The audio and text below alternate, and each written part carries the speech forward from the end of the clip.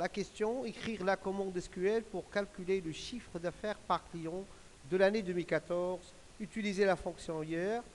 Alors, pour commencer, il suffit de voir comment on va aboutir à cette commande SQL. On va y arriver par partie. Alors, je commence juste de calculer la ligne de chaque facture. Voilà. Alors, créer une requête en mode création, en mode SQL plutôt, en mode SQL. Voilà. Je sélectionne uniquement le calcul, c'est le prix. Je vais voir, c'est pour la ligne, c'est le prix de vente fois la quantité. Le prix de vente fois la quantité. CTRL C, CTRL V, virgule, CTRL C, voilà, virgule, CTRL V, tout doucement, je vais voir, select prix de vente, virgule, quantité, ah, c'est le calcul, fois, as, total, ligne. Alors, total, ligne. Alors, j'exécute pour voir. From, avant tout. From, quelle table? La table, ligne, facture. Ligne, facture. Point virgule. Alors, point virgule, exactement. J'exécute.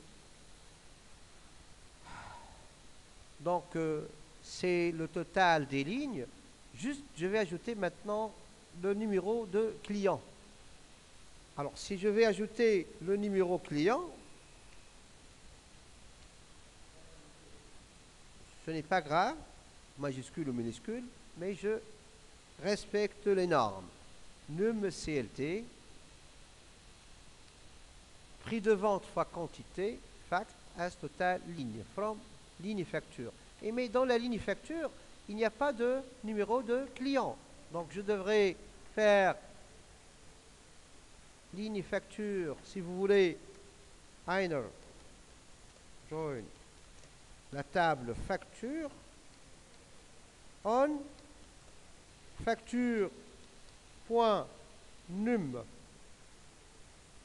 quoi? Num fact, égale, ligne facture, on va voir, ligne facture, point, num fact, tout doucement. S'il y a une erreur, on va la corriger sûrement.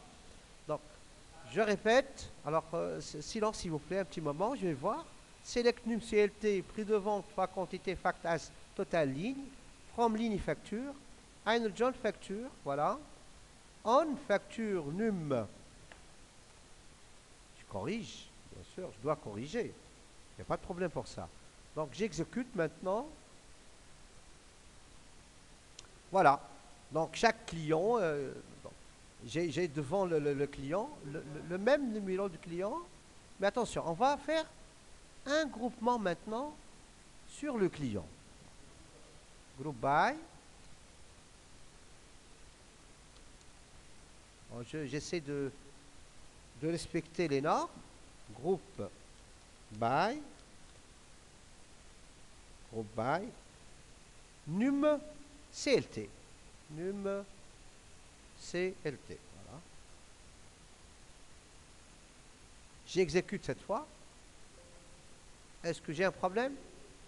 Num CLT. Voilà. Encore une erreur. Group by num CLT. Donc ici, quelle erreur?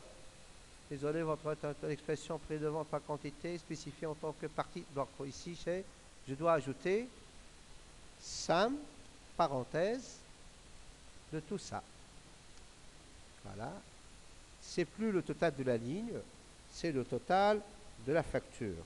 Total facture. C'est de toutes les lignes. J'exécute. pas total de la facture, c'est le chiffre d'affaires, si vous voulez. Chiffre d'affaires. Exécuter cette fois.